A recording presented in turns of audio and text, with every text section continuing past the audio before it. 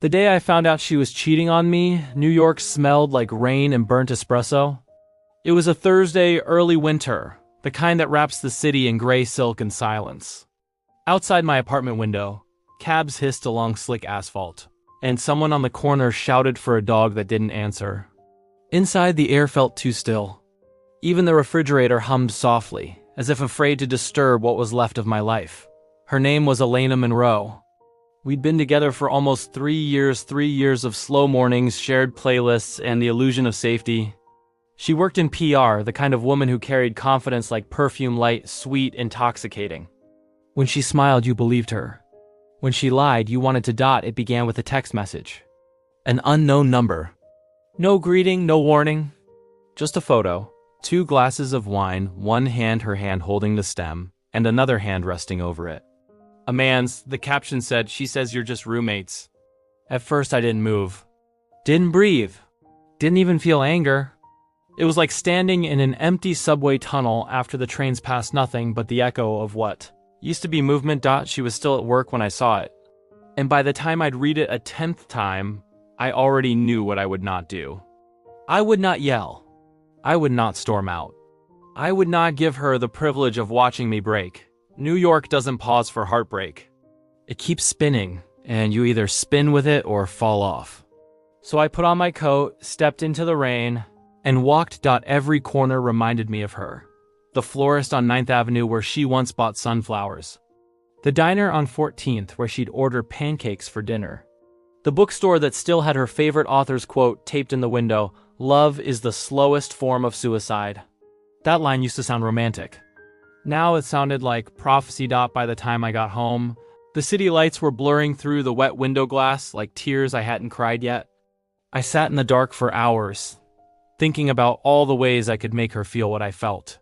Rage wanted to kick the door down, but something colder whispered instead, "Don't burn her world. Just turn off the lights." One by one. That was the night I decided.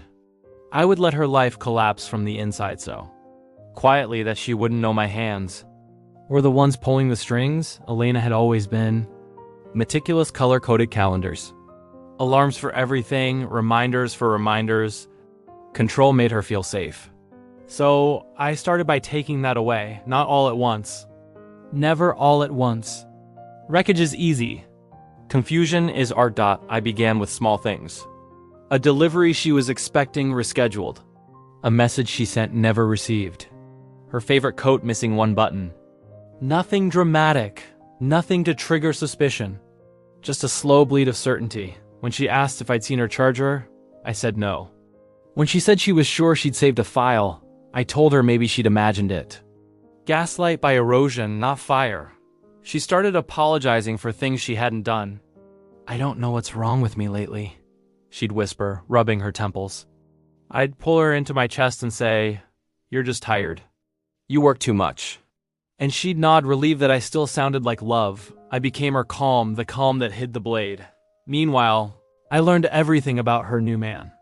Samuel Grant, her coworker, 32, overconfident, undertalented, and addicted to being adored.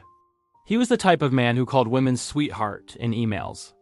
The kind who thought attention was affection. I didn't hate him. I pitied him. Because he had no idea who I was becoming. Through one of her work accounts still logged in on my laptop, I found out more than I wanted. Meetings that weren't meetings.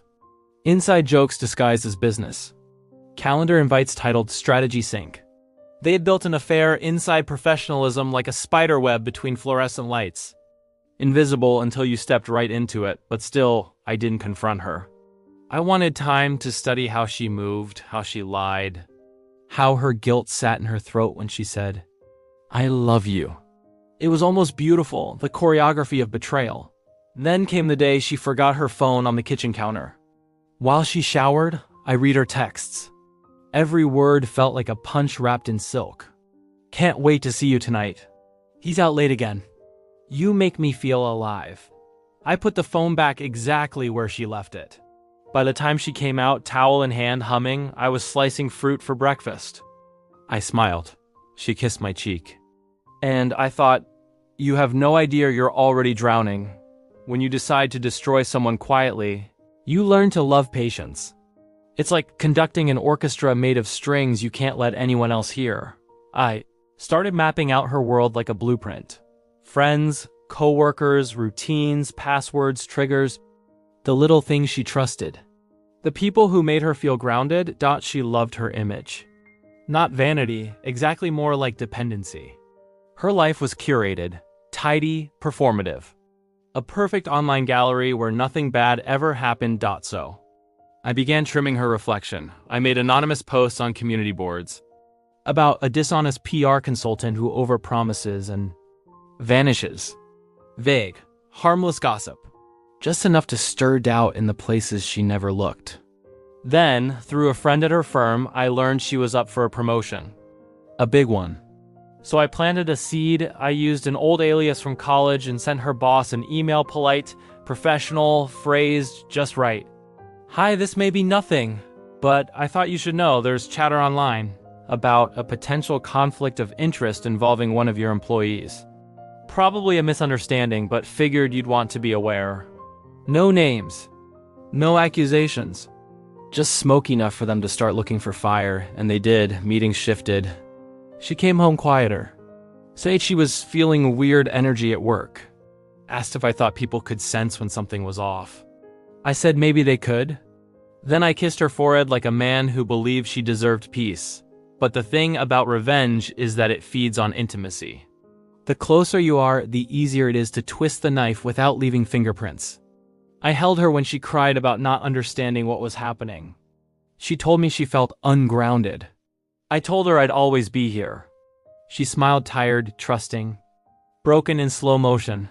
One night she fell asleep on my chest, whispering, "Promise you'll never leave." I looked at the ceiling, counting the seconds between her breaths, and whispered back, "I won't." And in a way, I didn't. I stayed long enough to make sure she could never rebuild what she destroyed. Winter came quietly that year. The first snow fell like a secret, melting before it touched the ground. Elena's world was smaller, now shrinking in ways only I could measure. She moved through our apartment like a ghost rehearsing how to be alive. I watched her through reflections, the window, the mirror above the sink, the shimmer of a spoon in her coffee. There was always a moment when she caught her own face and hesitated, as if seeing a stranger. That was the moment I lived for. The pause between recognition and doubt. She had stopped talking about Samuel. Maybe it ended. Maybe he grew bored. Or maybe the universe was just cruel enough to make her lose everything at once. Either way, she came home later, now shoulders heavy, eyes dim, perfume replaced by exhaustion. I played my role flawlessly. The patient boyfriend, the steady one, the calm after her self-created storms. I listened. I nodded. I offered advice that sounded sincere. Inside, I took notes. She'd whisper, "I don't know what's wrong with me anymore." And I'd say, "Maybe you're just tired of pretending to be okay." Her lips would tremble with gratitude. That's the thing about people who deceive. They're desperate to be believed again. Give them compassion, and they'll hand you the keys to their sanity. Meanwhile, I continued my quiet maintenance of her undoing. The promotion that never came. The friendships that faded. The constant sense that she was one misstep away from falling. It wasn't just luck anymore, it was architecture. I had become an architect of uncertainty. The walls of our apartment reflected that too. Once filled with her framed photos and scented candles, it now smelled faintly of cold air and lavender that had lost its strength. She didn't notice when I stopped refilling the diffuser or when her favorite mug cracked and I never replaced it. She was too busy trying to fix herself to see that the world was quietly rearranging against her. Then, one evening, she broke down over dinner. A simple pasta night, nothing special. Steam rising from the plates, rain tapping the windows. She pushed her food away, eyes glistening. "I feel like I'm disappearing," she said. "I used to walk into a room and people looked at me. Now it's like, I'm just background noise." I reached for her hand, thumb tracing circles over her skin. "Maybe the universe is asking you to be quiet for a while," I said. "Maybe you need to listen instead of perform." She nodded, tears falling silently. If she knew the irony of that moment, that I was the one teaching her to vanish, she didn't show it. And later that night, as she slept beside me, I lay awake staring at the ceiling. The glow of city lights bled through the curtains, carving shapes across her face. Her breathing was soft, childlike. For a brief moment, I almost felt mercy.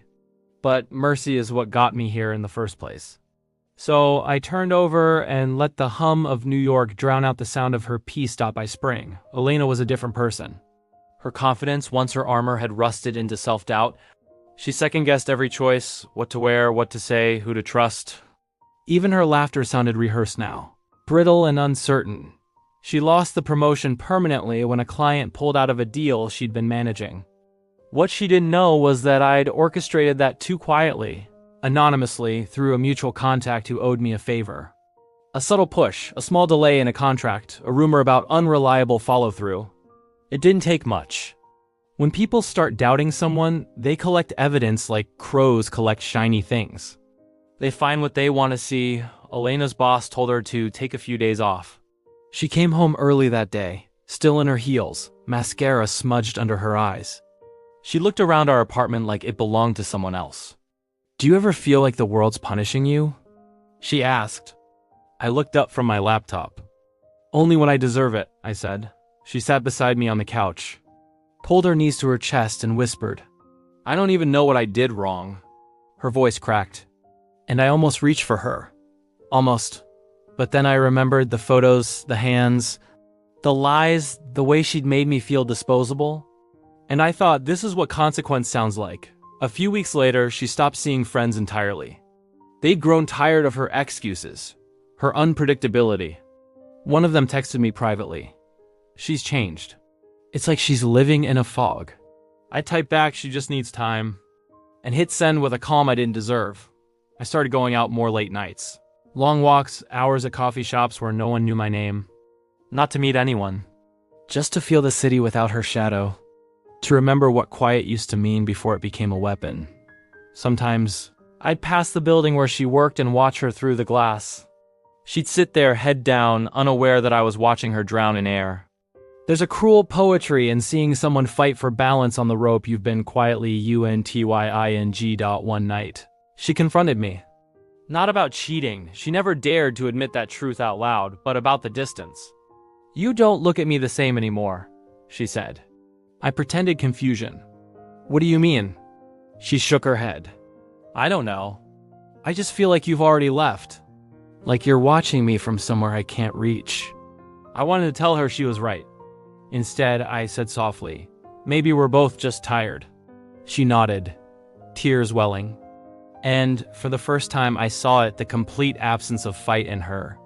The woman who once filled every room now looked like she'd been erased. One layer at a time. That was when I knew I'd done enough.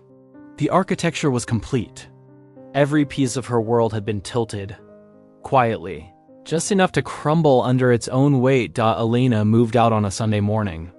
No drama, no shouting.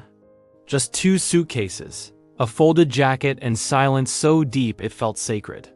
She said she needed space to find herself again. I didn't stop her. I just nodded and helped her carry the bags to the door. When she hugged me goodbye, I caught the faint scent of her shampoo, the same one she used the first night she stayed over. For a second, memory tried to rewrite everything. It showed me laughter, shared music, late-night confessions. But then it showed me the text, the betrayal, and the memory reset itself to truth. She looked up at me, eyes tired but almost peaceful. "I'm sorry," she whispered. I smiled faintly. For what? For everything. And that was the only honest thing she'd said in months. When the door closed, the apartment felt enormous. The echo of her footsteps lingered, and for a long time I didn't move. The refrigerator hummed again. Outside, the city roared. Life didn't care that I'd won. Winning, I realized, doesn't feel like victory. It feels like standing in the ruins of a fire you started to stay warm. In the weeks that followed, I lived like a ghost. Work, sleep, silence. No calls, no visits. No music. I'd built my revenge so perfectly that there was nothing left to do once it worked. I passed Alina once in Soho, months later. She didn't see me. She was thinner, paler, carrying a small paper cup of coffee and a bag from a bookstore. Her hair was shorter, her smile absent. But she looked calmer, almost rebuilt. Maybe she'd finally learned to live in the ruins. That night I sat by the window, watching the reflection of city lights ripple on the glass. For the first time, I didn't feel anger or triumph. I just felt empty. Revenge had been my language for so long that silence no longer translated. People say revenge gives closure. They're wrong. It gives shape to pain, but never an ending. Because endings belong to people who can still love. And I had buried that version of myself months ago. One evening I went to the river. The Hudson was calm, dark, endless. I threw a small object into the water, a silver locket she'd once given me on our anniversary. It made a sound too soft to echo, a sound that belonged only to me. And for the first time I let myself whisper the truth aloud. I forgive you. Not for her. For me, because holding on had turned me into something unrecognizable. And maybe forgiveness wasn't release, it was simply acknowledging the wreckage you built and deciding to walk away. As I turned back toward the city, the skyline shimmered like a promise I wasn't sure I believed in. New York never stops. It swallows heartbreak, spits out survivors, and moves on without applause. And maybe that's all I was now, another man walking home under streetlights, carrying both the crime and the consequence. Some nights, I still wake up before dawn and think I hear her keys in the door. It's never her. It's just the city breathing, the pipes, the wind, the memory of noise. But I've learned something: silence isn't empty. It's full of every word you never said, every truth you buried, every version of yourself you had to kill to survive. Elena taught me that. Or maybe I taught myself through her. Either way. We're both ghosts in the same story now, haunting different corners of the same city, pretending the other doesn't exist. And still listening, somewhere deep down, for the sound of something that never really ended.